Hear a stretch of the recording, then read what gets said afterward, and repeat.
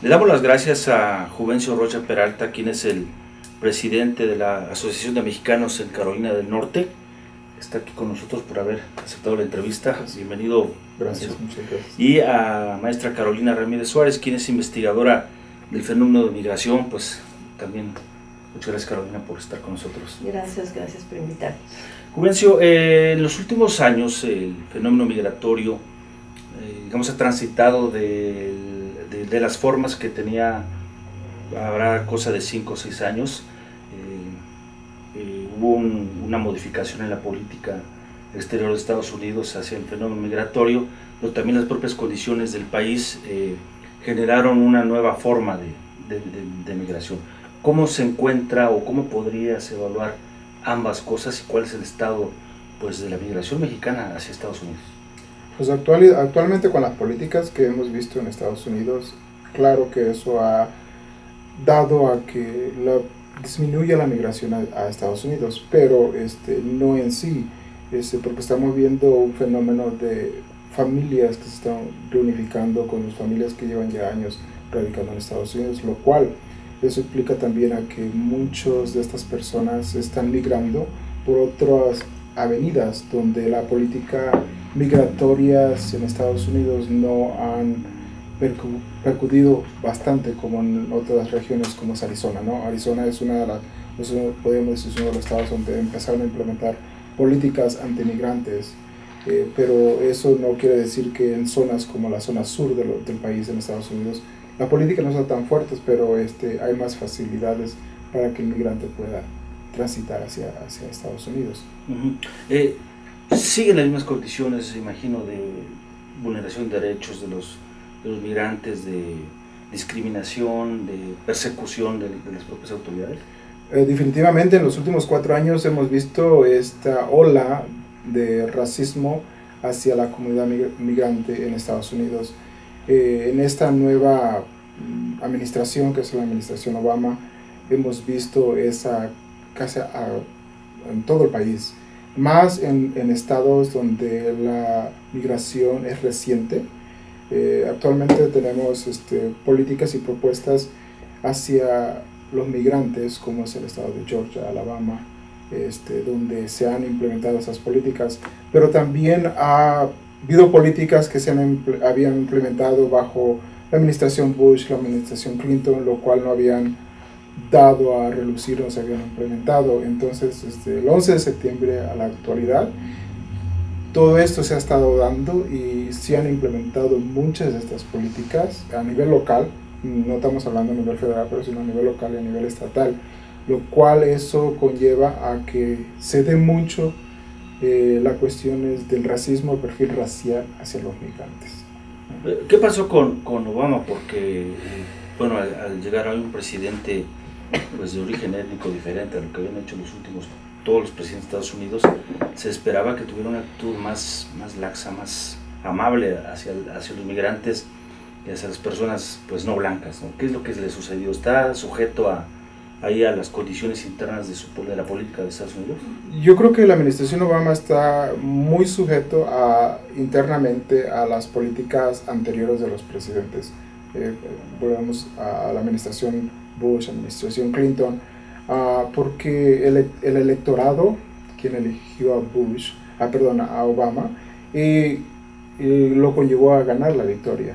Aunque sí, muchos de nosotros, la minoría, también lo llevamos a la victoria, pero él tenía que ligarse un poco más, a inclinarse a lo que lo habían apoyado, la administración. Ahora, dentro de su administración, lo que sí hemos visto, de que le ha puesto más atención en general, no nada más en los términos migratorios, pero en otros problemas sociales que la comunidad migrante hemos estado viviendo por muchísimos años, ¿no? Bajo su administración hemos visto más nombramientos latinos dentro de su administración para atender los problemas sociales de los migrantes.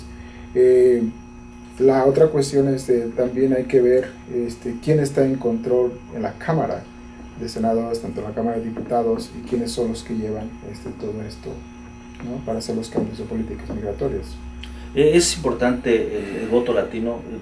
En principio, bueno, sabemos que es importante para como si es un mercado, ¿no?, que ya buscan los políticos norteamericanos. Sí, eso lo vimos en las elecciones de Obama. El voto latino fue fundamental para haberse sido elegido, especialmente en estados que no se había visto un voto en hacer un cambio a nivel federal, como los estados del sur.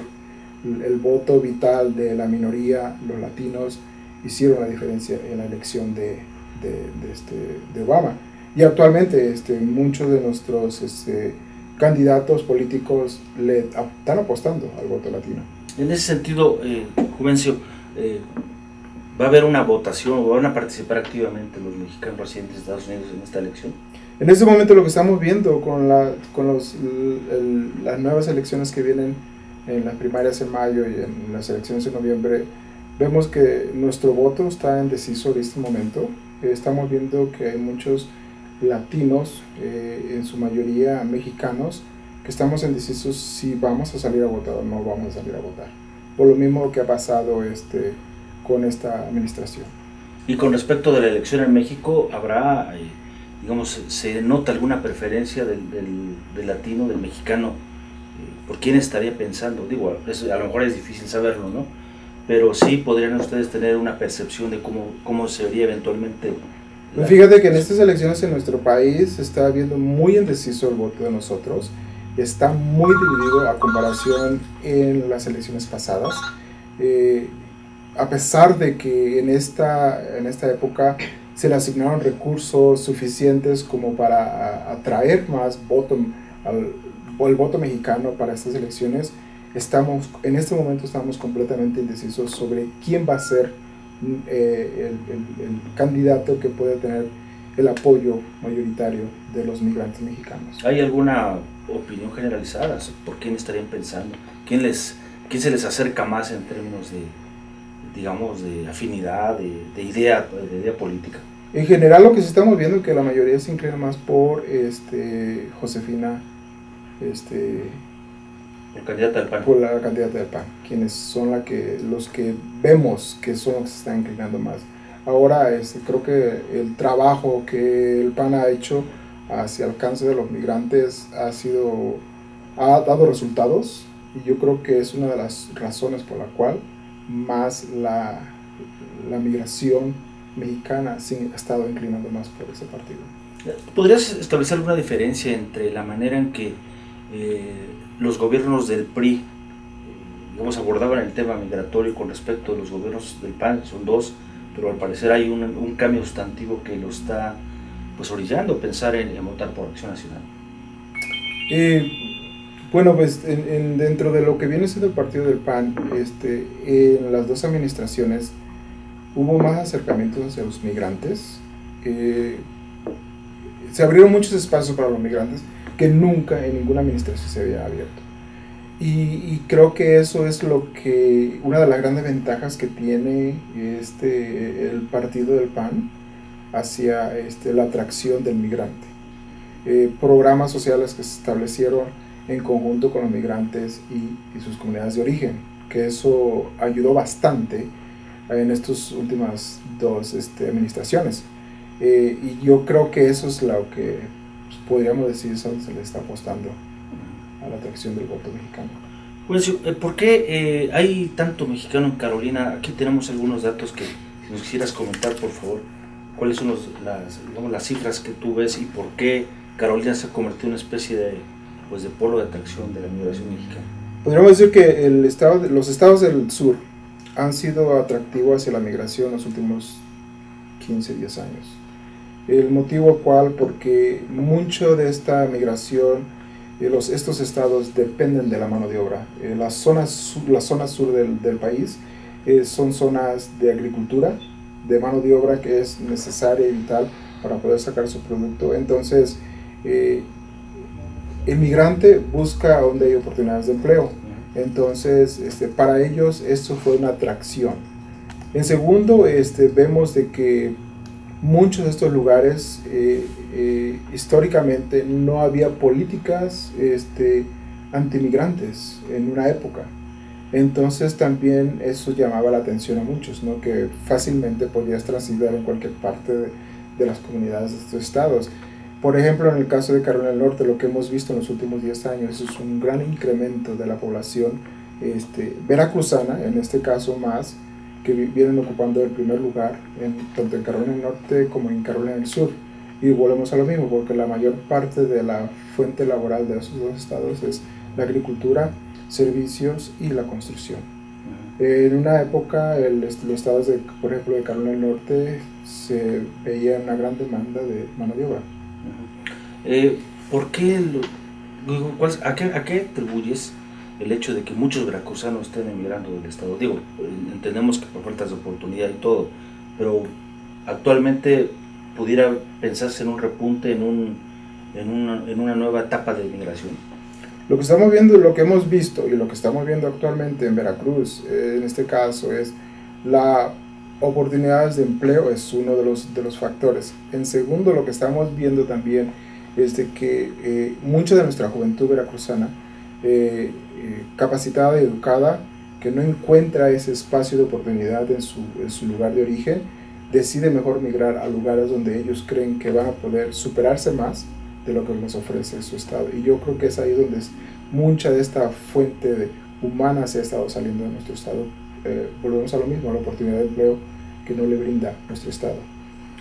Juez, yo antes de pasar con la maestra Carolina para hablar sobre específicamente el tema de Veracruz, me decías antes de iniciar la plática que en últimas fechas ha habido digamos, relanzamiento de este proceso de migratorio, sobre todo de partes del norte del país. ¿A qué lo consideras tú que se deba esto? Uno de los indicadores diría que la migración de la zona norte de Veracruz hacia Estados Unidos viene desde los años 80, mucho más antes de los años 80, lo cual eso da a que muchos de nosotros o muchos de los migrantes veracruzanos se hacen residentes o ciudadanos. Entonces vemos ahí la reunificación familiar que atrae a estas nuevas personas, porque con la ciudadanía tú puedes pedir a tu esposa, a tu esposo, a tus padres, a tus hijos menores de 18 años, y eso pues claro que eso conlleva a que la gente empieza a migrar más para eso. Y la otra cosa que también vemos, hay algunos que ya están establecidos por años, entonces vemos que hay algunas personas que se van con algún permiso de trabajo o con alguna visa de turista a alcanzar a sus familiares a Estados Unidos. Finalmente, Juvencio, ¿tienen alguna cifra estimada de veracruzanos habitando las dos Carolinas? Las dos Carolinas, aproximadamente más de 200,000 veracruzanos. Específicamente en el estado de Carolina del Norte son como 200,000 y en Carolina del Sur son cerca de 100,000 veracruzanos. Serán 300,000 nada más en los dos estados. En los dos estados. Pues Juvencio Rocha, muchísimas gracias por haber estado aquí con nosotros. Nos vamos a ir a un corte y bueno, posteriormente volvemos. Muchas gracias. Gracias.